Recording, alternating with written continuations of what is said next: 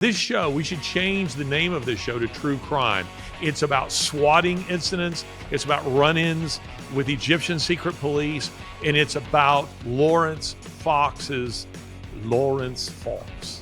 His travails, his legal travails. What we're talking about is an effort to imprison my dear friend here, Laurence Fox, because he's exercised his free speech. I'm the test case for this with new legislation that was brought in, actually by the Conservatives, so screw them. This online safety, online harm, how to live in something. So I am the test case for that, for which they also want to put me in prison for 2 years. So if they get their way, they will have me in jail for 6 years. This is where the UK is. The UK has become a horrible country. By that I don't mean that everyone in the UK is horrible. I just mean the government, Starmer's government. Welcome to another episode of of WTF. That's the Worlds of Taunton and Fox. And I have been practicing my British accent because Laurence is going to become my agent and get me a job in a movie. And I think my British accent is quite good. Welcome to another episode of WTF, the Worlds of Taunton and Fox. What do you think? If you bumped into me on the street, would you be convinced? Would you be absolutely convinced that I was British? That I was English? More than that I was English. I think it's beautiful, Larry. I do. I think what you're doing with that accent there is real cute. You're doing a great job with that. I was thinking about you today again, that thing you were talking about where you're saying only the first actor who actually met a detective actually, copied what detectives do, and that everyone since then is just copying other actors. And I thought that today because I saw a clip on social media of, what's his name, Robert Pattinson? Robert Pattinson, yes. Is it Patterson or Pattinson? Anyway, whatever he is. Pattinson. He's playing a Southerner, and they said that the tweet said that he refused to go to any kind of speech coach or whatever. And I thought, this is what actors think a Southern accent sounds like, because they're just copying other actors who copied other actors who copied other actors who copied other actors, and they don't actually know what a Southern accent sounds like. The Southern accents in movies, unless they're by Southerners, are terrible. But I think I'm nailing the British accent here. Welcome to another episode of WTF, World of Taunton and Fox. Oh, roll tide, Larry. Roll tide. Is it good? Is it good? It's so good, brother. How are you doing? I'm not gone crazy yet, but I'm on my way. That Southern accent is just atrocious. No, come on now, Larry. You started it. It is terrible. You started it, brother. I'm here now. I know. I want to talk to you in a Southern accent, and I love to do that. So, that is the Southern accent of where you're copying an actor who's copying an actor who's copying an actor. Well, isn't life just copying a? And I did think, I was watching this TV show. Well, it is over at Apple. I quite like us keeping things light and cultural. So I was watching this TV show yesterday because Lizzie and I are both psychopaths. So we like watching like true crime stuff. And there was a TV show out on Netflix called The Ripper, about the Yorkshire Ripper, a guy called Peter Sutcliffe, who killed a lot of girls. I think he killed 13 or 15 girls he killed a lot more, but he only admitted to 13 back in the 70s. And it was amazing to see how unbelievably incompetent the police were. There were little scenes in this show. I don't know why I'm telling you this story. Oh, because it's a showbiz story. There's little scenes in the show where the policemen go, I'm very confident that we're on to the case of the Ripper. and we're on his tail, and we're going to find him. We appealed to him to come to the nearest police station and hand himself in. It's the best thing to do. And you're like, are you all not even close, guys, are you? And all of the people that tried to investigate the Ripper, oh yes, this is what we're talking about. We're talking about how I am, were the most incompetent, stupid morons you've ever witnessed in the whole of law enforcement. And that was essentially the British police for many, many years. And you think about all the tragedies and horrible things that have happened, and that was one of them. So that's my cultural intervention. But are you saying that everyone in the show, even though they're British, they had terrible British accents? Is that your point? No, my point is it's real life. It was real life. I don't really know what my point is. I haven't worked out what my point is yet. That you found the show intriguing, I think, is your point. Have you seen, by the way, the show? And you talk about dark. I generally do not like things that are dark, but I was riveted by a series. I watched the first 2 seasons of it. I think it's called True Detective. Have you seen it? No. With what's his name? Matthew McConaughey. Oh, I like him. And Woody Harrelson. Oh, I like him The first too. season is the 2 of them, and they're excellent in that. And it's I don't think it's based on anything true or real. But he's a conservative. Anyway, what have you been arrested yet? Speaking of true crime, this show, we should change the name of this show to True Crime. It's about swatting incidents. It's about run-ins with Egyptian secret police. And it's about Laurence Fox, his travails, his legal travails, and his true crime. I mean, this show, we're chronicling your true crime. Have you been arrested yet? Are you broadcasting from prison? The world of Taunton's felonies. I'm here in at Her Majesty's pleasure. I am now. I've been granted unconditional bail. I mean, how grateful am I for my words? I've been granted unconditional bail, but on whenever it was, last Friday, because I basically live now in the courtroom because, I'm such a, I do the worst sort of crimes. Like, I don't do nice stuff like, oh, can't say that, Jonathan, you have to cut it out. I don't do child molestation, and I don't do depraved images of children, and I haven't stabbed anyone, and I don't beat people to death. But what I do is speak. So obviously, these are the serious crimes in this country, right? So you're a real criminal then, because you believe in free speech. A proper grown-up criminal. So I went to Westminster Magistrates Court again on Friday, and I was slightly surprised that the Crown Prosecution Service, who I call the corrupt, I'll work out what I call them, corrupt, I'll work it out. I've got a name for them. The Crown Prosecution Service is basically anyone who could never get a job in a law firm. They go and work for the state. They love punishing people, but they can't really be bothered to, punish actual crimes because that would involve doing some work. So they don't bother. So they go after me. And I was slightly surprised because in a magistrate's court, the magistrate can deal with it. And the magistrate, my crime may have involved, I don't know, some punishment of some kind, but this time it was the police who wanted to take it to the Crown Court. So the police, the Crown Prosecution Service and the police, and that horrible, vile little corrupt midget dictator, Sadiq Khan, the Mayor of London, who I wish such happiness for in his future life.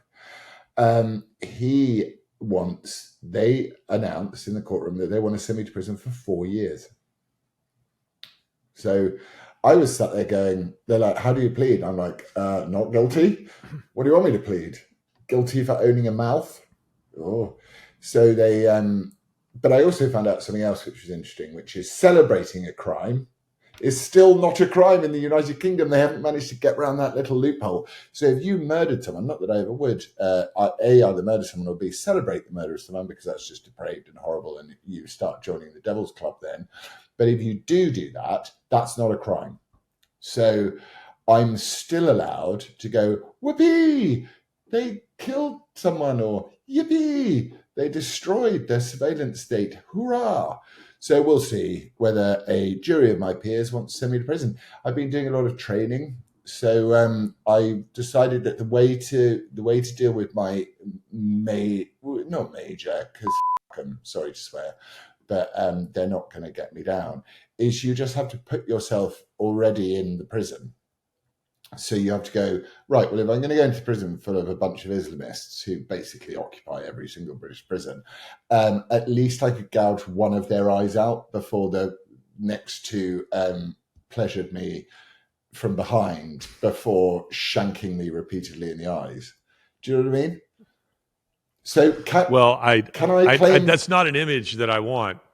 That's not an image that I want. But for our American audience here, we can make light of this, but I don't. You're free to make light of it because it's you. It's involving something that's a dire threat to you. But for my own part, I see this extremely seriously. I know you do too. I hope the American audience here will understand that what we're talking about is an effort to imprison my dear friend here, Laurence Fox, because he's exercised his free speech. I mean, when you see on social media tweets that say things like in the UK, in Britain, they're imprisoning people for memes, for mean tweets. That's not hyperbole. That is what is happening. And so there's an effort here to put Laurence in jail, in prison for 4 years. And as for the Islamist element, it's my contention. I don't know if I said this on air or off air in our last episode, but I think they want to put him, they want to put you, Laurence, with Islamists in the hope that something terrible, preferably your death, is what happens. They go, well, he did tweet some mean things. He did say that about Islam, and he had it coming. But this is where the UK is. The UK has become a horrible, horrible country. By that I don't mean that everyone in the UK is horrible. I just mean the government, Starmer's government, is astonishing, and it's being run by globalists who care nothing whatsoever for the common man. So I ask anyone who's listening, American or otherwise, to be praying for Laurence, to be praying for Lizzie. So it's not, the thing is, this is not the first case. So I've got 2 cases, 3 actually, and probably a hell of a lot more coming down the road, because it's not like my tweeting gets more relaxed. It's like it gets more confrontational with the government. So the first case is the case over the fact that which we've been over, which is this woman started talking about standards in public life, but she forgot to wear her own underwear, and I pointed out that was probably where standards in public life might start, remembering to wear underwear. And they bought a case. I'm the test case for this with new legislation that was brought in, actually by the Conservatives, so screw them. This online safety, online harm, how people can suffer. So I am the test case for that, for which they also want to put me in prison for 2 years. So if they get their way, they will have me in jail for 6 years. And because I've opted for a Crown Court trial, I am not entitled to any time off or any but we saw what happened to the people that tweeted and went and pled guilty, right? They got sent down for 30 months. There's a guy, there's an Islamist guy in Middlesbrough who beat the living hell out of 2 people who got less than a woman who was a child care worker and her husband worked as a local councillor. He got less time in prison than she did, and and she's a young mother. She's a young mother, and she lost a young child to the disastrously, disgustingly useless National Health Service in this country, the socialised healthcare system in this country, which is appalling on every single metric that you measure it on. Actually, America does pretty badly, but our National Health Service is diabolically bad. You would not want to be unwell in England unless you had a wallet full of money, put it that way. So yeah, they really want to send me down for 6 years, but I think they're going to struggle with the first one because of the fact that it's really obvious to everybody that I'm not even vaguely a sex pest. The devil has given me a ton of vices, but being a sex pest is not one of them, thankfully. So yeah, it's what I was sort of trying to allude to before is it's difficult for me to talk about it. I can talk about it with you, and I think it's informative for the audience, so I think it's worth talking about it with the audience. But I went down the pub yesterday for lunch with Lizzie, and because we just got bored of washing up and cooking, so we went down and had lunch, and people kept coming over and going, "Oh, you're right. I'd hate to have that hanging over my head. Oh God, how are you coping?" And I go, it's amazing how unself-aware people are sometimes. I go, I try not to think about it or talk about it. And they're like, yeah, but it must be really like, oh. And I'm like, that's why I try not to think about it or talk about it until the day I have to go. And then I go, and then I make plans to what I will do. And then you can proactively do stuff like train. And I think that it's good to try, regardless of any of these government attacks and these politically motivated attacks. I think it's really good to try and get at least get your body into a position whereby someone's going to at least have less of an easy time trying to attack you in prison. But what they wouldn't do is they put me, first of all, this is what they do, because they're very, very, very nasty people, and we've seen what socialists do. First of all, they'd put me in solitary confinement for 2 years. That's what they do. They put me for 2 years. They put me in there, not seeing anyone. They ban visits. They do what they're doing to Tommy Robinson. So they drive me mad. So I'd be sat in a room by myself for 2 years, and then they'd put me out in the prison population for my own mental health. That's what they do to make me feel better. And then, he became irrational. He started doing this, and very sadly, he's lost his life. That they want me dead, and it's 100% guaranteed that they want me dead. And I don't think it's hyperbolic to say. And also, I don't also blame them, because I hate them.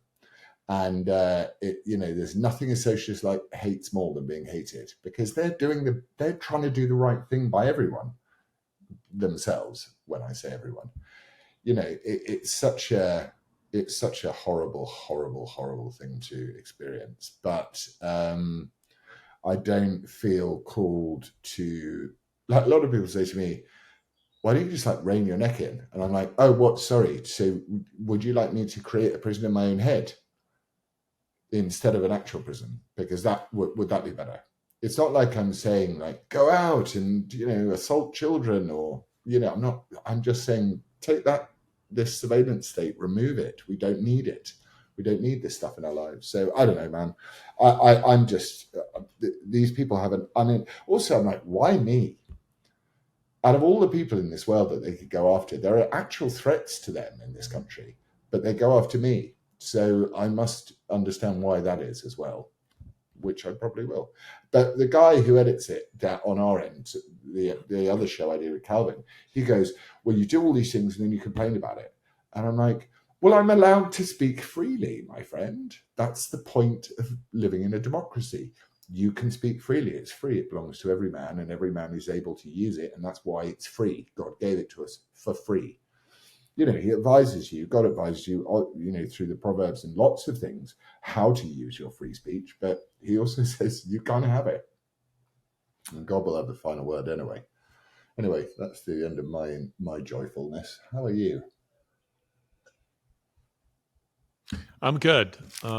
Very busy on my end, but with things that are very different than what's going on in your life. The nature of my work is that my work is very intense in periods of time, occasionally punctuated by danger, sometimes by extreme danger, adventure, exciting, interesting people. And then I come home and it's kind of boring. And, Lori worries that I, get bored. And I say, Lori, when I come home, I'm ready for boring. Yeah.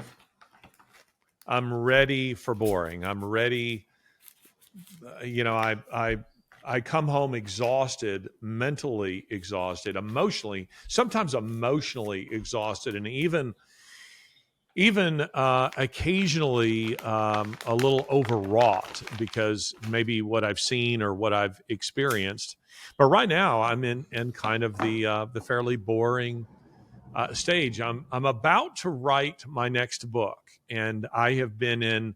But when people ask how long did it take you to write the book, that's a very hard question to answer because the actual writing may take say 3 months. But I always try to tell people that the it's like a building project. You have a staging area where you put all the raw material and you are gathering that raw material for months, maybe years, before you actually start assembling it. The assembly process, the writing process, which I love, and I was trained by the best as a writer and as a researcher. I love the process of writing. I really do. But the real work is on the front end, putting everything in the staging area, all the brick and mortar, all the lumber, all the things you're going to need. And so I've been in this period that I call productive loafing. And productive loafing is when you're thinking about something, but it may look to an outsider like you're doing nothing. You're going for long walks. You're sitting on the porch. You're going for a bike ride. You're smoking a cigar in silence. And today, I think I just had my breakthrough in my productive silence. My productive loafing, where I'm, we're walking around bouncing a tennis ball off the wall, and you're trying to figure something out, but not to go into too much detail that'll bore you, but there has to be a story arc. There has to be a story arc. Where's the story going? And a lot of people sit down and write and have no idea where they're going. You have to have clarity. You have to have some kind of outline in your head. And today, I think I just solved one of my bigger problems. So I'm this much closer to the actual writing process. I still have a little bit of productive loafing to do, but I'm getting close. But here's a conversation I'd like to have with you, and it's one that I think might be useful to other people. And it's going to start with an accusation to provoke you so that I can get some really good feedback from you. You were my hero, Laurence, and you failed me. And you're my hero for this, because you were going to go off of social media, which I have longed to do. You were going to do it for 6 months. Yeah. And then it became 3 months, and then it became 36 hours. No, it became, hang on a minute, slow down. You gave up on it. You quit. It was like saying you were going to stop smoking and then you didn't, or you're going to go on a diet and you didn't. And I thought, then that means it's hopeless for me too. If Laurence can't do it, then I can't do it. And I feel like to write this next book, I have to get off of there. And not only that, I don't often like who I am on there, because you're reacting to things rather than being proactive. But what my people will tell me is you can't go off of it, because it's the way you have to get your articles out, your books out, everything out. It's the marketplace of ideas. And if you retire from it, even for 6 months or something, it's damaging. So defend yourself. What do you have to say? Why did you fail me? Well, I was very committed to my sabbatical for 36 hours. No, for 3 weeks. And just as I got into the first day of the third week, I was accused of this sex crime.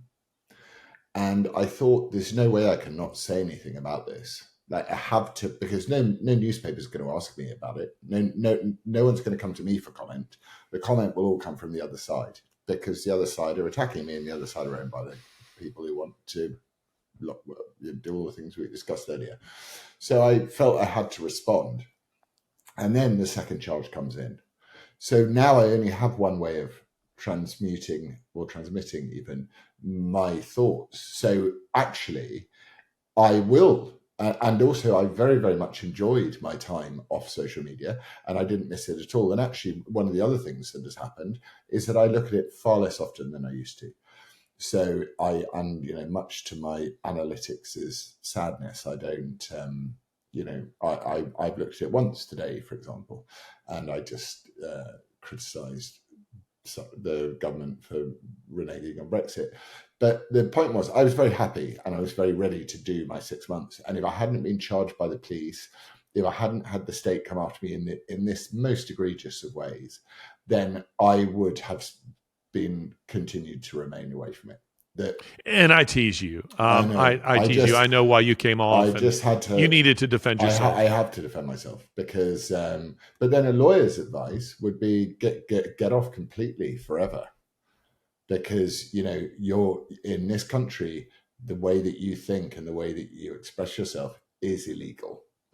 And I was actually told by a lawyer the other day. They said that with the police and crime bill, which is coming in, everything you say can be illegal. So the socialists are bringing in, they're not going to manage to bring it in, I don't think, in this term of parliament, but they're going to try, which is going to be the Islamophobia, the IAAP definition of Islamophobia, perceived Muslimness and all of that sort of stuff, which will be a crime punishable by a custodial sentence. So, my lawyer's advice is never, ever say anything in public ever again, ever. And it's a difficult conundrum because you go, like my medium, I have, I don't know how many followers I have on social media. I think I have like 600,000 or something. How many followers do I have on social media? I have 612,000.5. So that is an audience, right? And we managed to raise a load of money for this girl who's been in prison for tweeting this week, which is great. So it does have its purposes, which is fantastic. But I do think longer term, prison might be a bit too much of a way of doing it, but be nice to get off again, and I will. I don't see. I think if you're quality enough, which I think there are so few quality people in this world, there are people with huge podcasts who have no quality whatsoever. So I think that if you're quality enough, it won't really matter whether you take 6 months off or not, I think.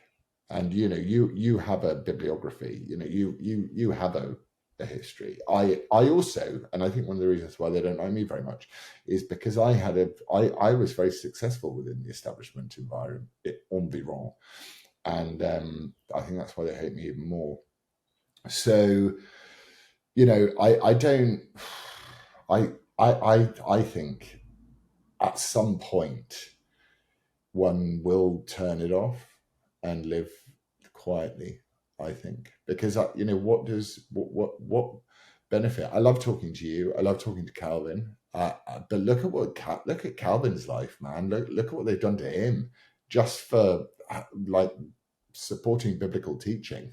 He's like, right, you're done, you're finished, you're over, and they keep stamping on his head. And it's for things that he tweets. It's things that he says that he believes, and it's like, well, hang on, I thought that's what speech is. And I get a lot of, as we're doing the wedding and stuff like this, I told you last week, but we get a lot of free speech people telling me how hateful my speech is. And I'm like, good. Well, I find your speech boring and dross. So, we're evens. And, but it doesn't seem to work like that. Hatefulness, this idea of hatefulness. What do you think about that? What do you think about hate speech? Well, I think it's a bogus category, like a hate crime. He murdered someone, but then there's a murder where it's a hate crime. Like, oh, so you mean like in the other instance of murder, it was he really liked them. And but this one is a different category. It has to do with, intent and, supposedly what's in your head and this kind of stuff, which I find pretty ridiculous. I remember probably 30 years ago, and I maybe our producer over here will remember the crime, but I remember at the time I was in graduate school, and I would paint houses when I wasn't teaching at Bama, and when I wasn't in class. I was trying to make some extra money, and I would listen to Rush Limbaugh. So I was listening on terrestrial radio, and there was a case that was a very, very prominent case of a guy who had leaned a ladder against a house somewhere in California, climbed up. Some girls are having a spend the night party or something, and their parents are downstairs having dinner together, and these girls are playing together. Anyway, this guy climbs through the window, takes one of the girls, tells the others they better be quiet, and takes that girl away. I want to say her name was like Polly or something. There was a law that came out with her name. But I remember at the trial, the girl was and murdered, and I remember Can't say Rush. that on. You can't say it on. That's YouTube. right. Get rid of the R word. Mark that. Anyway, the girl was the word that we can't say on here. The R word was done to her, and then she was murdered, and her body disposed of. And anyway, Rush says that at the trial, I remember this vividly, that at the trial, the jury, they're deliberating over all of this, and but they're not sufficiently outraged until at some point the accused gives them all the middle finger as he's leaving the courtroom. And Rush said at this point, they're outraged and they are determined they're going to punish him. And the absurdity of this, that prior to this, what this guy had done had not sufficiently outraged them. It's because it wasn't against them personally. It wasn't against one of their own children. But by golly, now that he's given me the middle finger, we're going to see that this guy gets the death penalty. It's that to me, that's kind of what the whole hate crime thing is about, and hate speech. But I want to say this as it relates to what you were just saying, that people would say that what you're saying is hateful, or what Calvin is saying is hateful. And I've certainly have had that experience quite recently in a speaking engagement where a guy in the audience tried to characterize me that way. We live in a world where, and media encourages people to think like this, that if you speak truth, which is confrontational in and of itself, particularly biblical truth. It's what the Apostle Paul means when he says that the cross is an offense. The cross is an offense. When and did he say that? You have some new ink here. Oh, Pardon me? You like my new ink? I just saw that there. Yeah. The Apostle Paul says the cross is an offense. And what he means by that is that the very idea that I'm not, what you're telling me, that I'm not good enough to go to heaven on my own merits, that someone had to die on that cross for my sins. The Apostle Paul says that it's offensive to our natures. We rebel against it. We hate it. We hate it. We find it offensive. And it's why so many, so goes the argument, never receive Christ, because that notion to them is deeply upsetting them. Christopher Hitchens, my own conversations with him, as well as on stage, it was the cross that offended him, and he didn't know that he was actually speaking right to the Apostle Paul's argument that has to do with this, and that's because truth is confrontational, and it's offensive. Truth is offensive when you're speaking to a culture that loves to wallow in its sin, loves to embrace, demands that you affirm every kind of sexual deviancy. When this doesn't just have to do with your tone. I mean, a tweet doesn't really have a tone. You're not hearing it. You're just reading it. When you speak to a culture like that, regardless of what your tone is, if you're speaking truth, it's outrageously offensive to them. because they demand that you go along with it. You know, I don't know if I told you this, but I've been reading. I was doing a series on Vladimir Putin, which for whatever reason YouTube hates me doing and is suppressing. But I've read a number of biographies. I've been working through a number of biographies of Vladimir Putin and doing some research on him for the last couple of months, because I think it's worth people knowing who is Vladimir Putin. But I found this quite insightful about, you know, for the most part with Putin, we don't really, none of these biographers, two of whom are British, none of them admit that they really don't know Putin. And that's because Putin says really nothing about himself, reveals very little. His closest friends and family will say they really don't know him. So what we're left with is reading his actions. So in presenting on Putin, I've taken key events from his life that I think are revelatory of who the man is, how he thinks. Like, for instance, he ended in a he wanted to get back at the United States, and so he ended Russian children from being adopted. He said they couldn't be adopted. And there were those who said, well, what about the kids who are already in the pipeline? You know, it takes about a year. You know, when we were adopting Sasha, it took about a year from beginning to end. And so a child is told they're being adopted and they're waiting. And so some people said, okay, we understand, but what about those kids who are just, you know, they're in the pipeline, they're in the process of being adopted? And he said no. So a child who's a week away, a day away, 6 months away, he said no. I mean, that to me says you're a scumbag, you know, that you would do that punitively. Well, But I'm sorry to ramble on with my point here. But one of the things that Philip Short, who's a British journalist of the old school, I'm impressed with his writing and with his research and with his objectivity. He says that Putin demanded that others get their hands dirty, that they corrupt themselves in some of the business dealings in much the same way as his own handlers back early in his presidency, when he didn't have yet control over the Siloviki, the oligarchs, the strongmen as they're called, but they had control over him.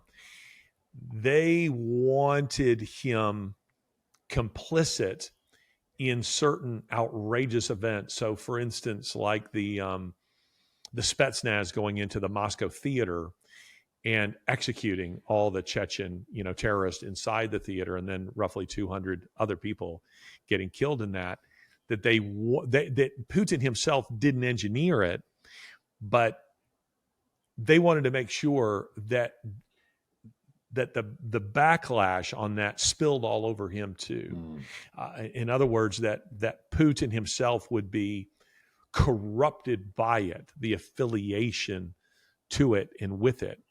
And I've kind of lost really where I'm going with this. Well, I think the thing that I hear is that the cross.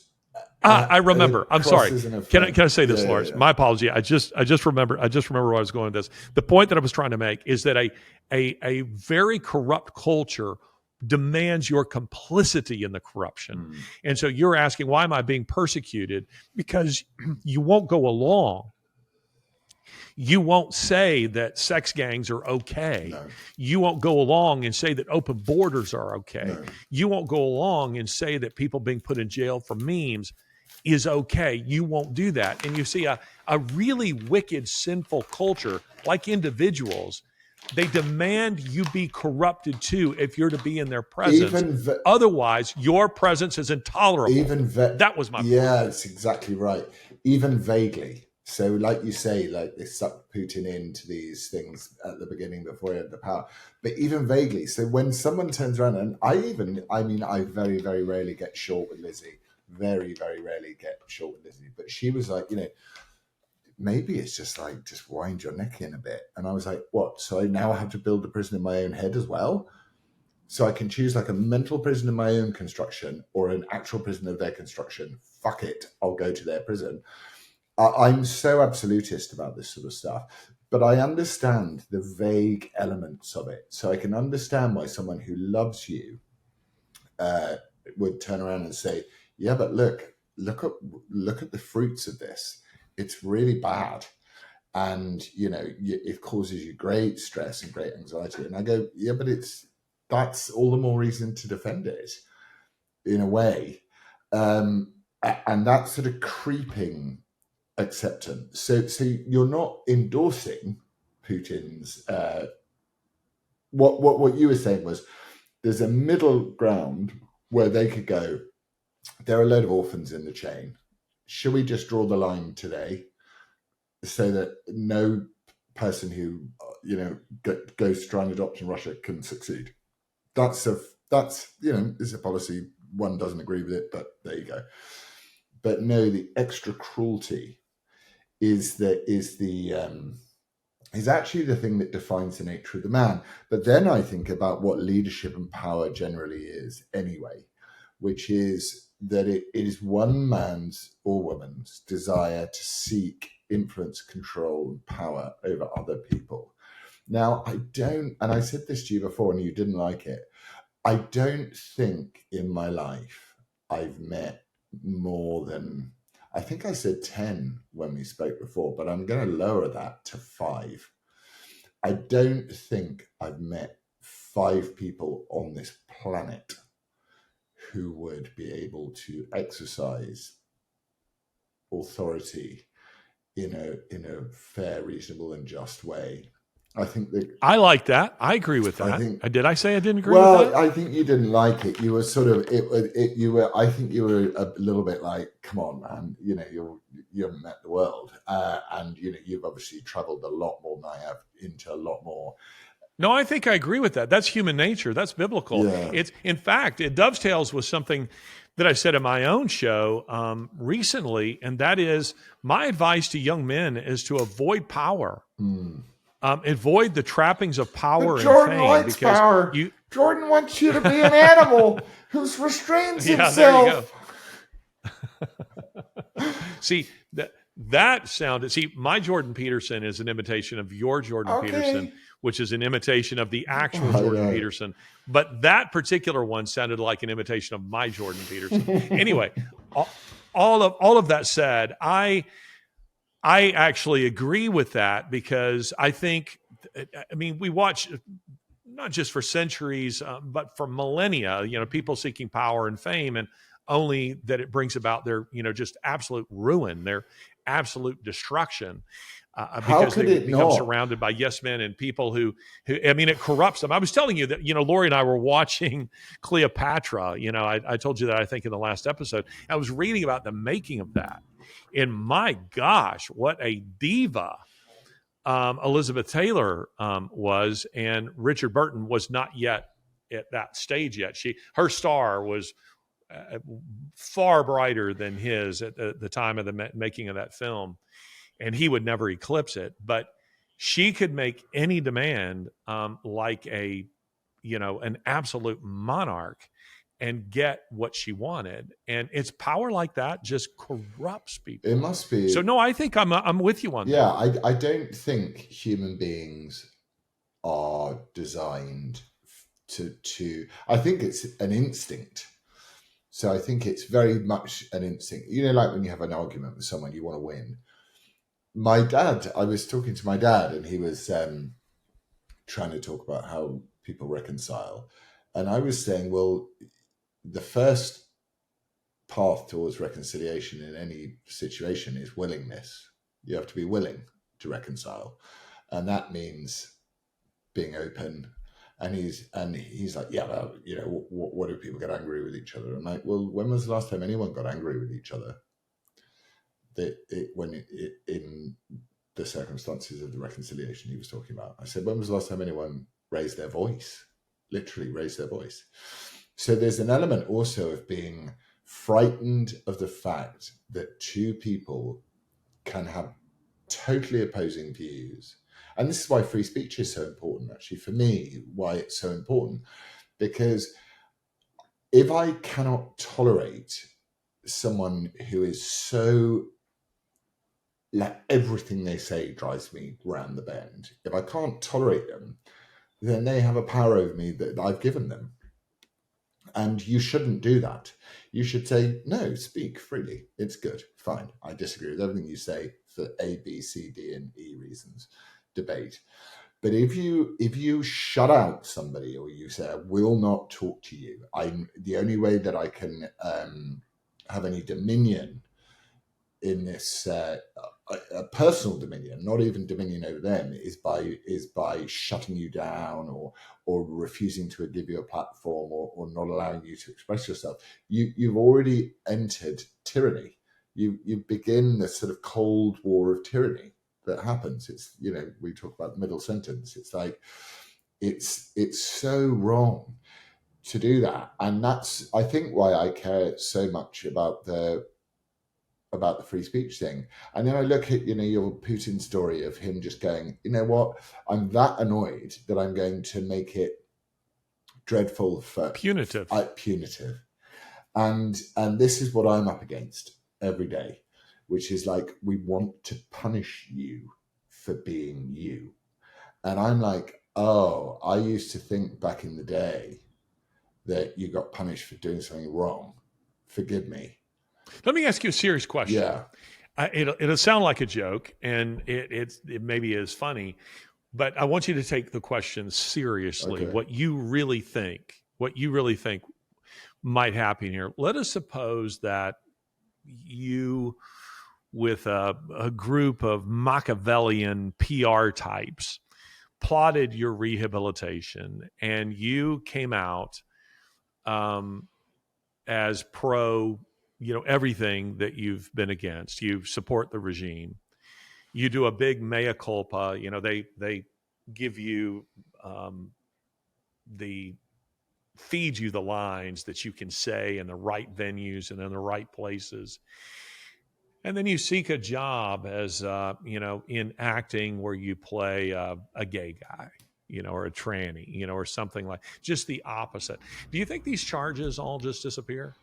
I've thought about it a lot, actually, whether only as an artistic exercise, though, not as a spiritual one, whether it would be, like as a double fuck you to the system to come out with a very, after all, I am an actor and I'm not that bad at it. I probably could orchestrate a personal recovery system, but I think it's probably too late, because I think I say this to others who speak on issues. There's a very famous journalist who I know very well, and they say to me, but I can't be sacked because I'm the most read journalist in Britain. And I say, you can. You literally can.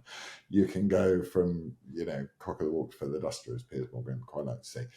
But there are some people who don't know what it's like to cross that line from the light into the shadow, never to come back, And until you've done it, until you've crossed that line and willingly done so, you have no perception of how much damage the world will do you. So I would say the short answer is probably I could do it. And the long answer is it probably wouldn't work, because I would have to, I'd be embracing a dying ideology, which is very clear for all to see. We've had approval ratings for our Prime Minister in again today, and they're just tanking. The guy is tanking, and he's dreadful. So if I suddenly embraced wokery now and started walking around with a set of heels on, and I've got really nice calves, so I would look good if I went down the path of hot mess chick.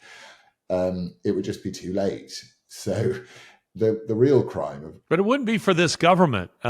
For this government, because I think, and what do I know, but I suspect they would make you a poster boy for their cause and say, look, there is hope for you people out there who were once like him. Look at him; he's recovered now. He's better now. He's better now. He's better now. Now he's come out as gay.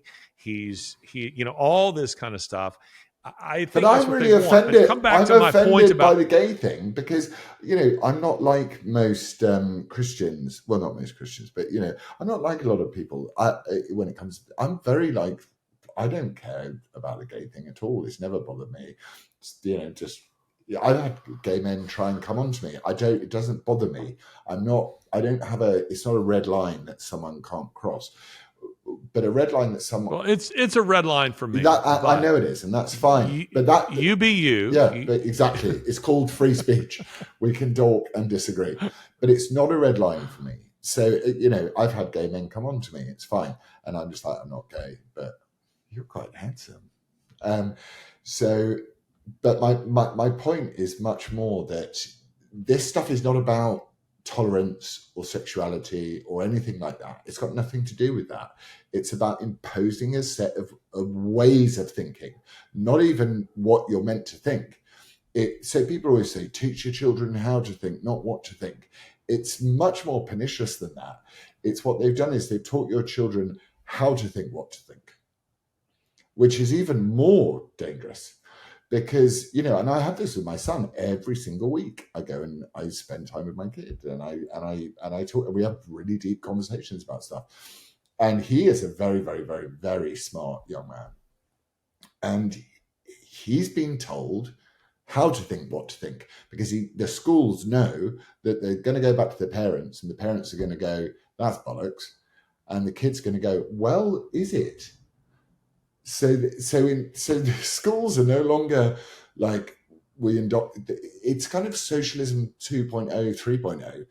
They've gone, well, the parents are not going to like this if we teach them that, this stuff. So what we're going to do is we're going to teach them how to come across as reasonable, calm people whilst serving up the regime narrative. And I go, okay, I don't do the regime narrative at all. Never going to do it. Would die for it, I think. I mean, I'd probably be a crying wreck on the floor of the prison cell going, please, Ahmed, I'm not ready. I need some more. I need some water before we go again. But it's like I do think some of these things are like absolute red lines. You just can't cross them. Oh, Larry. yes, yes. A red line needs to be somewhere 6 feet away from your ass. at your waist, Yeah. somewhere at your waist, and nothing below that. Yeah. Once you enter into the prison. But this brings me back to my very poorly made point about Putin. Yes. But it can apply to us just as individuals. We extrapolate it out to the whole of society. Have you ever? And I know the answer to this is yes, but you can maybe think of an instance when people are. Let's just say it can apply to anything. But when people are doing drugs and you're the one guy at the party who's saying no, thank you, don't want any of that, it makes everybody else uncomfortable. No, it doesn't. They will insist. Not in my experience. And I was a drug addict. Okay. I was a drug addict for a lot of years. So in my experience, when people are engaging in what they know to be something that is very wrong, it's the rare individual. There are exceptions, but it's the rare individual who will say, hey, you don't offer him, he doesn't want any of that. Because I wrote a piece years ago about Tim Tebow. I don't know if you know who Tim Tebow is. I listened to Tim Tebow's Sean Ryan show today. Not today, the other day. And I thought I'm not going to tell you what I think of him. Yeah. Well, actually, it doesn't really matter. But Tim Tebow is an evangelical Christian who won the Heisman Trophy, which is the best player in college football, and he was quite outspoken about his Christian faith. Yeah. And he was mocked repeatedly. When he went into the NFL, he was mocked repeatedly, saying that he was waiting to have sex when he found the woman he would marry. And I mean, he was mocked. And I wrote a piece about it. And I said, Tim Tebow is that guy at the party who makes everyone else feel terrible because he doesn't engage in all the vices. He's the nice guy who says, nope, I don't want to do a line. No, I'm not interested in getting drunk. No, sorry, excuse me. I don't want to follow that girl upstairs. I don't want to do those things. Not a part of that. And I said, and we prefer, and I used an example in our culture at the time, a guy by the name of Jerry Sandusky who had gone to prison for child molestation. I said, we prefer guys like that at our parties. And the reason people do is because they can say, I'm better than that guy. Yeah. I'm better than him. It makes me feel better. Anyway, Rush Limbaugh read that piece of mine, the whole thing over the air, and it went viral. And I think it's because that resonated with the people, this idea that there's something in our corrupt natures that there's I remember years ago, a friend of mine saying to me about someone he was introducing me to who he'd just met and he kind of liked, but then he turned to me and he said, you know, I really don't like hanging with this guy because it feels like I'm hanging with Jesus. And he meant that somewhat jokingly, but I got his point. I knew his point. He was like, I don't really feel like I can do the things I would normally do because he doesn't participate in them.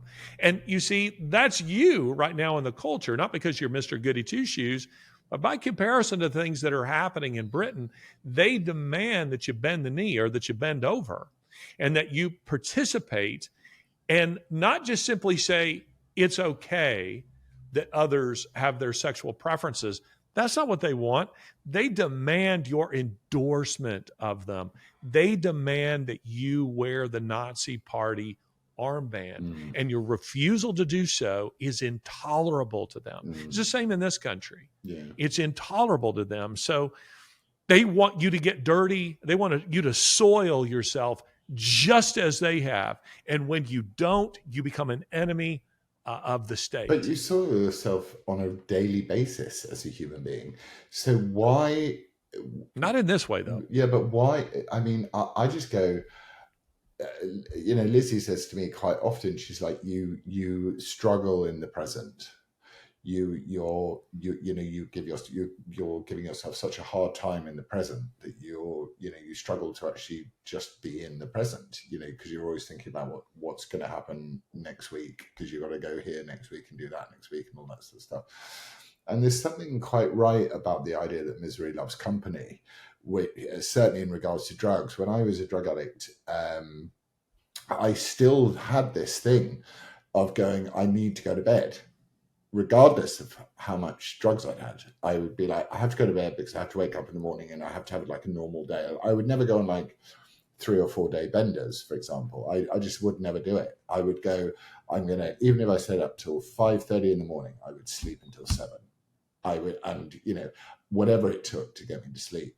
So I now when I go to parties where people are taking drugs, which I very rarely do, but I still do occasionally, people know to avoid me like the plague, not even to come and talk to me, because they know that they will get straight away. I'll go like, why are you so high?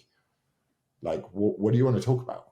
So they just avoid me like the plague, and that's how that works.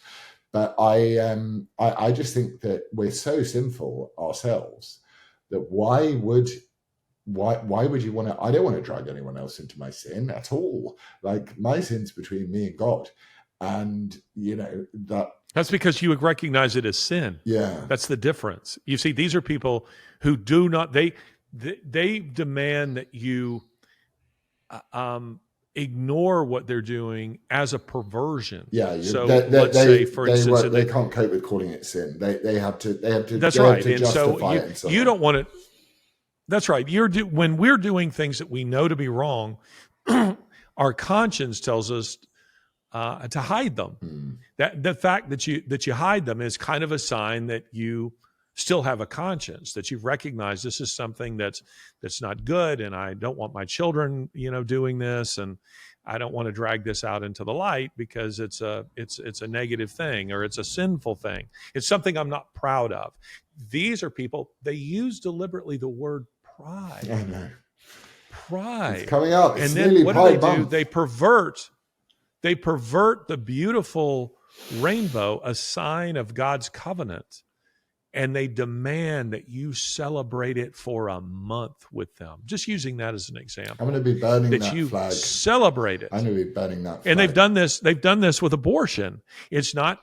They decided that the way to get abortion mainstreamed was that it had to be made into a positive, not a dirty secret, as it should be. Reproductive healthcare rights. In the dark corners, but it needed to be something. So a website was established: shout your abortion, T-shirts, celebrate your abortion, T-shirts that say I've had 5 abortions, things of this nature. Let's make it a positive. Let's make it something to be celebrated rather than something that your conscience is telling you that it is.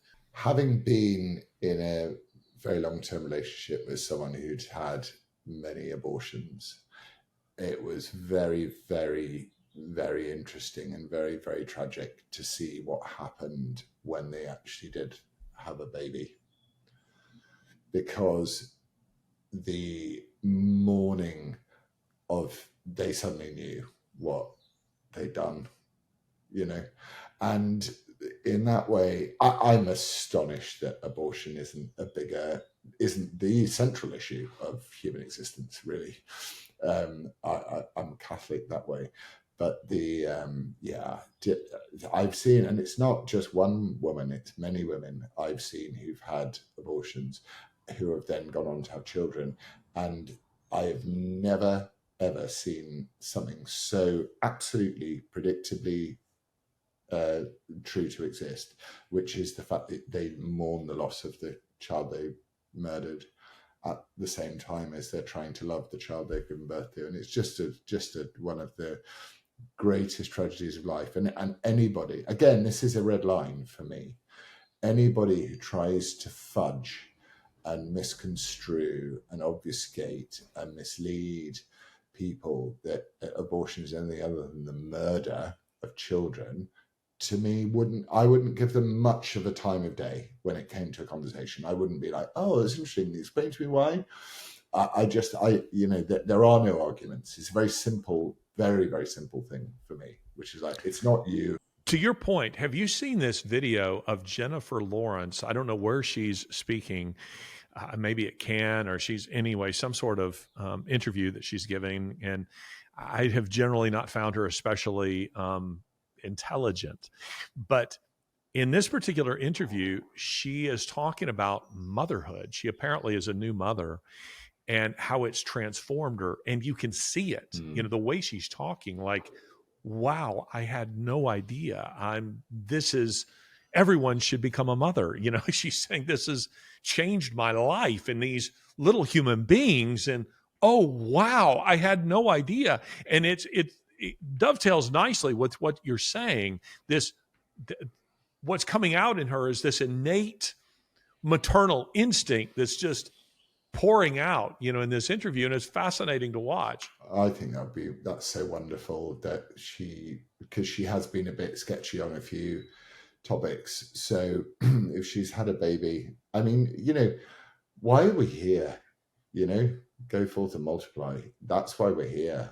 And that's the reason why we have orgasms, and it's the reason why that love can never break the love between a parent and a child. So it seems so simple to be able to promulgate within society the idea that it's wonderful to be a mom, and it's wonderful to be a dad, and it's wonderful to care about your kid, because what that does, it just removes a load of sin straight away. And this is a confession. I selfishly wanted to become a father to deal with some of my incredible vices and the person I was with's incredible vices, to give us something else to do.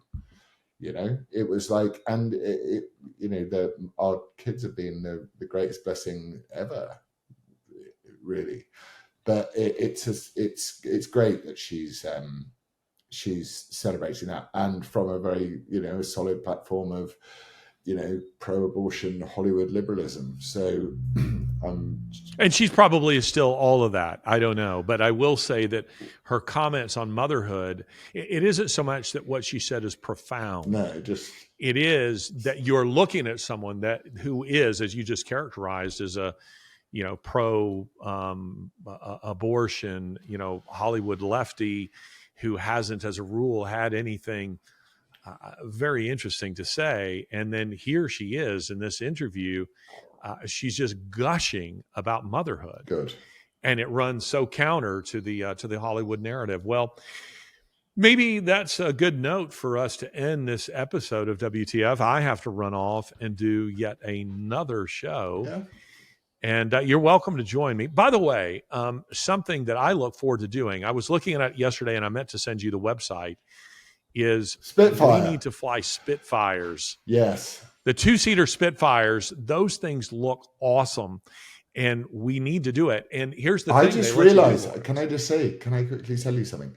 When you told me this last night on the phone, when I was still allowed in the grown-ups where the establishment are, I was invited for either the coronation or the 50th anniversary of like winning the war or whatever.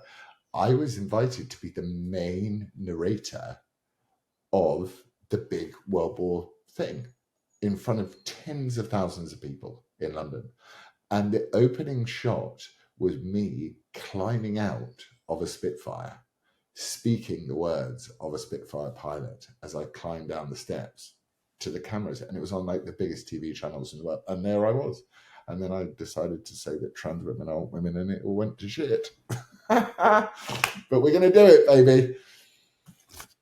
Well, that would be pretty cool. And I think it would be an awful lot of fun.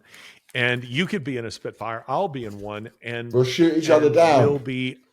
We'll have the headset. Well, actually, you played a Luftwaffe pilot. I did. On in a movie. So you could be in like a Messerschmitt. I get to play the hero in the Spitfire. And I will your English accent on the radio. I will employ my British accent, my English accent. Do it now. Go on. Come on, Bertie. That's right. Come on, Bertie. We can go there now. Come on, right. I see a Messerschmitt right. I see a Messerschmitt right in front of me. It's on my tail. And I'm not done. I'm going to shoot him down. You've got to be faster than that. And then I'm okay. Well, come on, Bertie. I want to come off like. Come on, Bertie. I want to come off like name a British, an elegant British actor of that era. Laurence. Yeah. Who's the well, Peter O'Toole? Laurence Olivier O'Toole. I really like the guy that played Douglas Bader. Laurence Olivier. Yeah. I could do a good Laurence Olivier. Well, I think I'm not going to... All I'm saying to you is, whilst I support you, and always will... you don't think there's a future for me? No, I do. I just think I think it's time to go slow. Okay. I just think, don't prepare once for 1,000 punches. Prepare 1,000 times for one, and that's what I want. So maybe in my first role, I just play like part of the ground crew. We're ready. He's ready, sir. He's ready to go up, sir. Yes, sir. We'll send him up, sir. And then I walk in and go, "What the fuck are you doing here? Get out of the way." End scene. And then I say in my practice British accent, "Yes, sir." Yes, sir. That's it. Oh my God, this is a movie. Who knew? This has been another episode. This has been another episode of WTF, the world of Taunton and Fox. I love you. Brought to you by me, Larry Alex Taunton, in my posh British accent. Been a great honor. English accent. Been a great honor to speak with you this evening, Larry. I like that a lot. It's the worst. I've been thinking it's the worst. Good times about all the things we're going to do with Spitfires. It's going to be nice. I'm going to love it. I love planes and guns and Bama. It's going to be good. I'm leaving. Fine. You get out then. Leave. You leave. No, don't leave. Bye.